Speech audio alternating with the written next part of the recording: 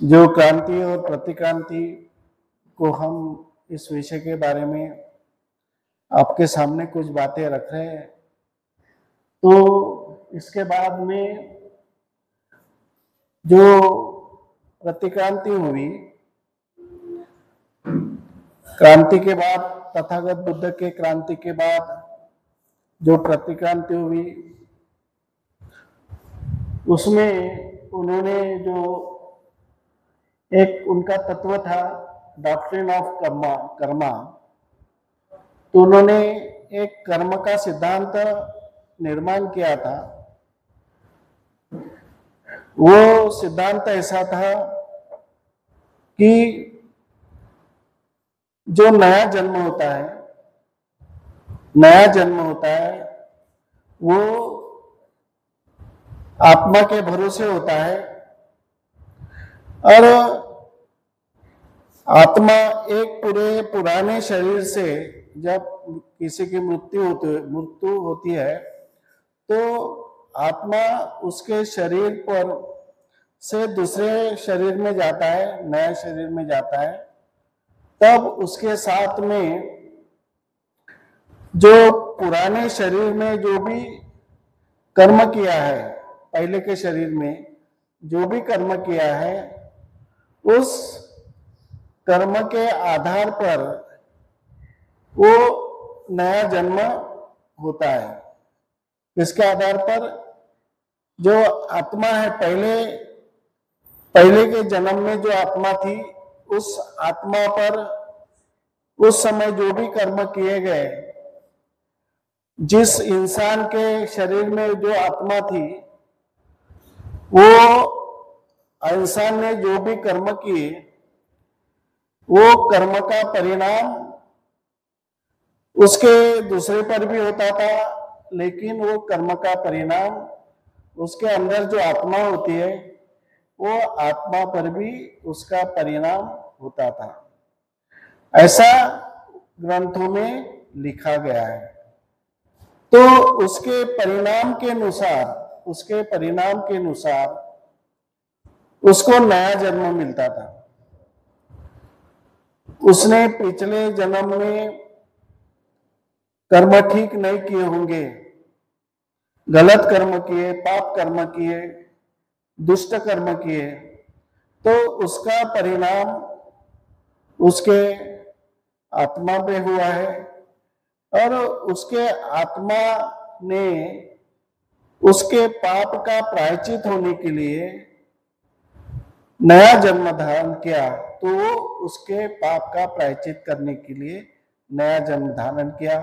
तो जो नया जन्म वो लेता है, तो किसके ऊपर निर्भर होता है नया जन्म लेना? तो उसके पिछले जन्म में जो भी काम किया उसके ऊपर निर्भर होता है। ये इतना खतरनाक कर्म सिद्धांत है कि हमें कुछ अधिकार ही नहीं देते। हमारे में कितने क्वालिटीज है, हमारे इसमें कितने गुण है, कौशल्य है, हम कितना सब कुछ कर सकते हैं। लेकिन उन्होंने कहा कि जाति के आधार पर तुम दलित समाज में पैदा हुए, शूद्र समाज में पैदा हुए, तुम शेड्यूल कास्ट महार जाति में पैदा हुए, तो तुम्हारा महार जाति में पैदा हो गए, इसका मतलब जो है तुम पहले के जन्म में जो थे, उस जन्म में तुमने बुरे काम किया, दुष्ट काम किया, इसलिए इस जन्म में तुमको महार जाति में पैदा होना पड़ा। तो इस जाति के आधार पर या जाति व्यवस्था मजबूत करने के इरादे से, विचारों से इस तरह का कर्म सिद्धांत, कर्म नियम लगाया उन्होंने कि तुम्हारा नया जन्म ये है, ये तुम्हारे पास्ट लाइफ यानी तुम्हारा पुराना जन्म था, उस जन्म के आधार पर नया जन्म ये निर्भर करता है। उसके बाद में उन्होंने जो एक a class of self style superman, ये एक उन्होंने एक तत्व है उनका, आधार तत्व जो उन्होंने प्रतिक्रांति की। उन्होंने प्रतिक्रांति के करने के लिए उन्होंने कर्म सिद्धांत इस तरह से बनाया। दूसरा, उन्होंने अपने समाज में एक class of self style superman ये इसलिए बनाया गया, यानी हमारे सभी मानव समाज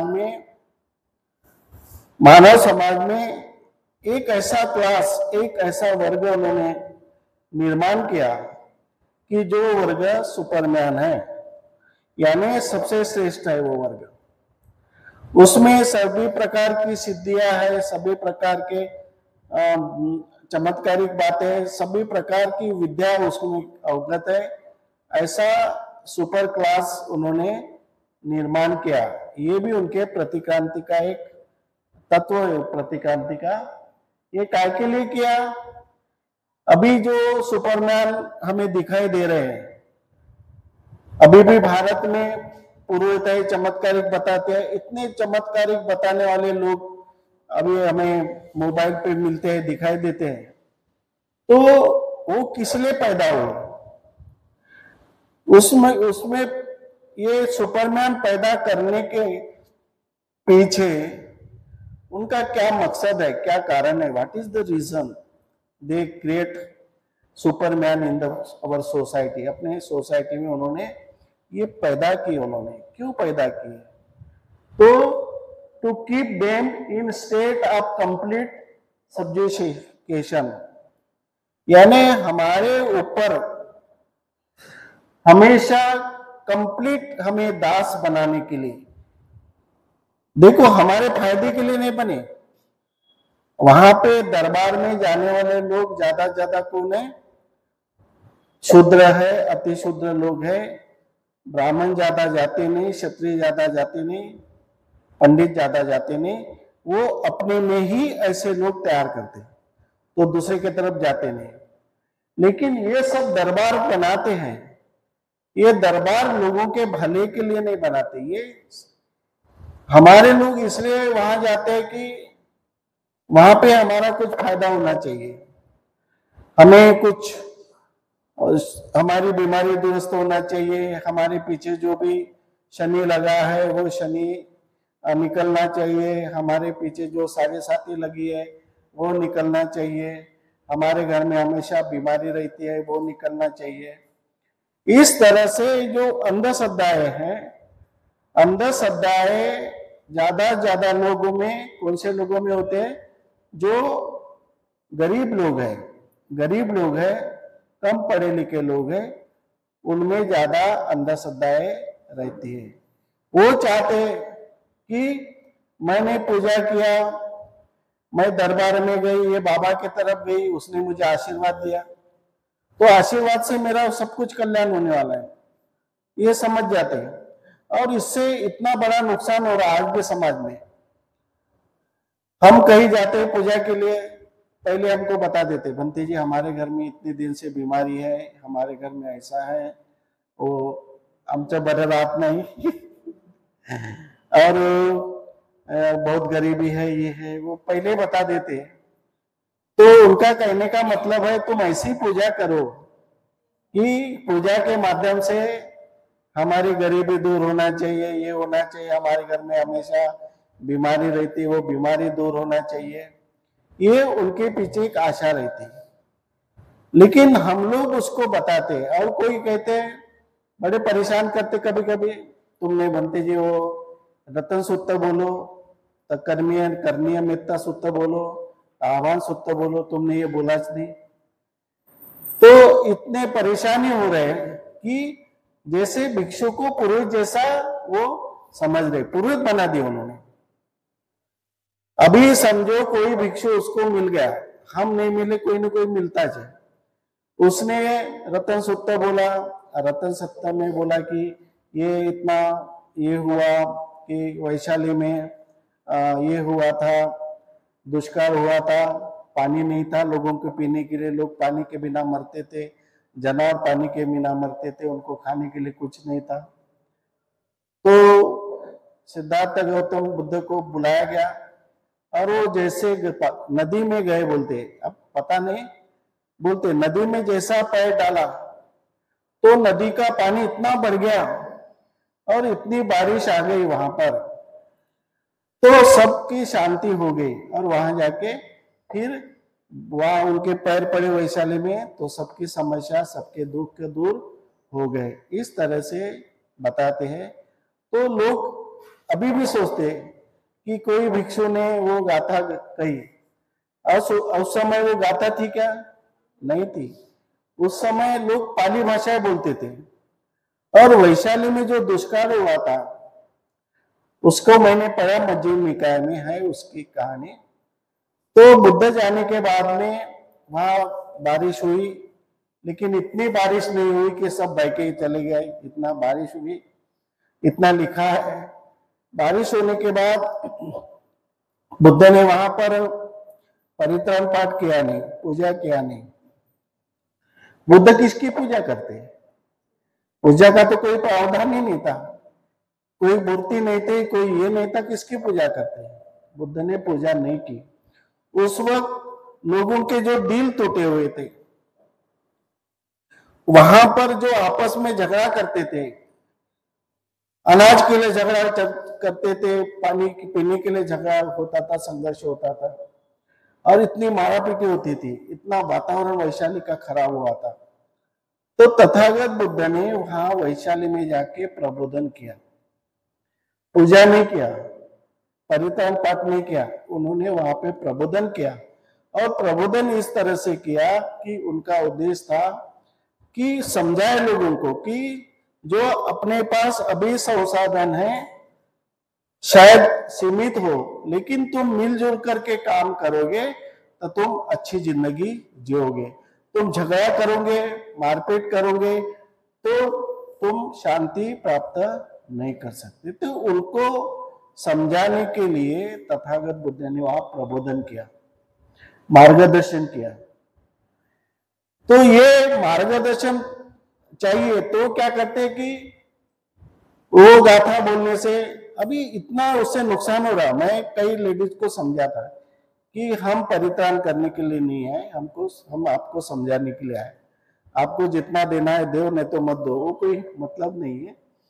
लेकिन अगर हमने बताया कि परित्राण किया, देखो हमने रतन सूत्र बोला, हमने देखो ये सूत्र बोला, अगर हमने बोला अब तुम्हारी सब ठीक हो गए। कोई बीमार बैठे रहते बेचारे, कुछ लेडीज बीमार और जानबूझ के सामने बैठ के रहती कि परित्राण कुछ सूत्र मिलेंगे, पानी मिलेगा सूत्र का तो मेरी बीमारी दुरुस्त हो जाएंगी, ऐसे भावने से सामने बैठते वो लोग। लेकिन हम समझाते उसको कि देखो तुम्हारी बीमारी है, तुम्हारे घर में जो कुछ है दवाखाने में जाओ, दवा लो, तुम्हारी बीमारी दुरुस्त हो जाएगी। बीमारी दो प्रकार की होती है, एक मानसिक बीमारी होती है, दूसरा शारीरिक बीमारी होती है, तीसरी बीमारी विषाणु से होती है। जो विषाणु से जो बीमारी होती है, बैक्टीरिया समझ लो, बैक्टीरिया से जो बीमारी हो गई, वो विषाणु तुम्हारे शरीर में गए तो वो अपना काम करते रहते, उनको थोड़ी मालूम है तुम कौन सा सूत्र बोल रहे, कौन सी गाथा बोल रहे, वो अपना काम करेंगे। लेकिन इसको अंधविश्वास ऐसा पैदा होता है लेडीज को कि ये करणीय मित्र सूत्र बोला, व्रतन सूत्र बोला तो मेरा दर्द दूर हो गया, मेरी बीमारी दूर हो गई। और ऐसी उसकी बीमारी बढ़ते बढ़ते फिर भिक्षु को बुलाती है, नहीं वो भिक्षु बोलता 5 परित्राण करना पड़ता। अब बेचारी 5 परित्राण करती, उसको लगता कि मेरी बीमारी दुरुस्त हो रही, लेकिन जो उनके शरीर में जो भी विषाणु गए, जो भी बीमारी के, वो डेवलप हो रहे, उसके शरीर के अंदर डेवलप हो रहे, और शरीर के अंदर डेवलप होने से दिन ब दिन उसकी तबियत खराब हो रही। लेकिन उसको नहीं लग रहा कि मेरी तबियत दुरुस्त हो रही, उसको खराब हो रही ऐसा नहीं लगता। उसको मैंने 5 परित्राण किया, मेरी तबियत दुरुस्त हो गई। और इसी गलत फहमी में रहते हैं। और जब प्रकृति एकदम खराब हो जाती है एकदम, क्योंकि बीमारी एकदम किसी को खत्म नहीं करती, तो पहले वो सिग्नल देती है, पहले अपने को होशियार करती है कि मैं देखो तुम्हारे शरीर में जा रही हूँ, उसको पहले लक्षण दिखाई देते हैं, बाद में वो स्टेज पे जाती है। तो ऐसे गलत फहमी में रह के, अंधश्रद्धा में रह के जब आखिरी स्टेज में बीमारी जाती है तब वो दवाखाने में जाते हैं। तो उस समय दवाखाने में जैसे कोई दुरुस्त हुआ नहीं हुआ, लेकिन इसका जिम्मेदार कौन है? जो एक आधी लेडीज मर गई बीमारी से, तो उसका जिम्मेदार कौन है? किसके वजह से वो मर गई? वो लेडीज जिम्मेदार नहीं है। तो उसमें जो अंधश्रद्धा पहली की, ये पूजा करने से, ये गाथा कहने से बीमारी दुरुस्त होती है, ये जो अंधश्रद्धा उसके मन में फैलाई गई वो दोषी है। चाहे भिक्षु, चाहे कोई परित्राण करने वाले उपासक भी करते हैं, कोई भी हो, उसने स्पष्ट बताने को ना कि ये बीमारी है तो दवाखाने में जाओ। इतने बड़े दवाखाने काहे के लिए? अब जितने भी गुरु है सब मरे क्या नहीं? जितने भी गुरु है, पुरोहित है, किसी ने दवा लिए कि नहीं? कोई भी गुरु है वो दवा लेता है, मुझे मालूम है।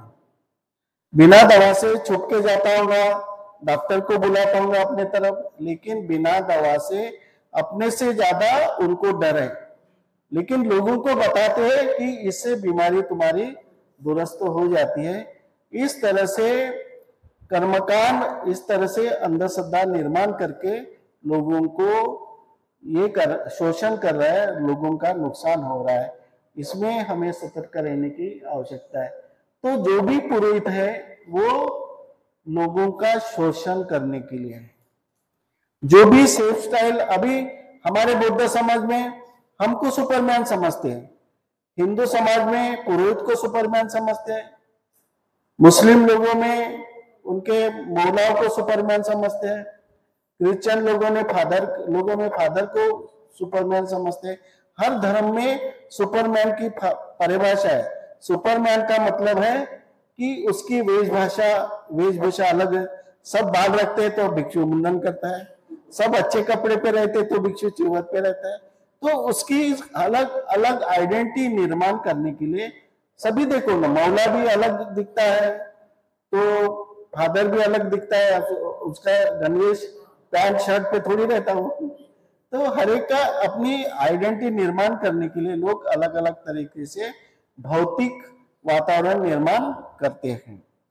लेकिन सही में सुपरमैन किसी का भला नहीं करता। सुपरमैन किसी का भला नहीं करता। आज तक सुपरमैन ने किसी का भला नहीं किया। बहुत कम भिक्षु है। आज हमारे नागपुर में जो मेरे दोस्त है, मेरे मित्र है, वो आज भी समाज में काम करते हैं, लोगों को दवाखाने में लेके जाते हैं, डॉक्टर के पास में जाते हैं, अपने पास के पैसे लगाते हैं। आज भी ऐसे भिक्षु कई है जो समाज सेवा भी करते हैं। तो ऐसे भिक्षु कम है, लेकिन ऐसे भिक्षु की संख्या बहुत कम है। लेकिन ज्यादा भिक्षु लोगों का शोषण करने के लिए पैदा हो गए। सुपरमैन का मकसद ये है कि लोगों का शोषण करना। अब उसमें से अच्छे होंगे तो अच्छे होंगे,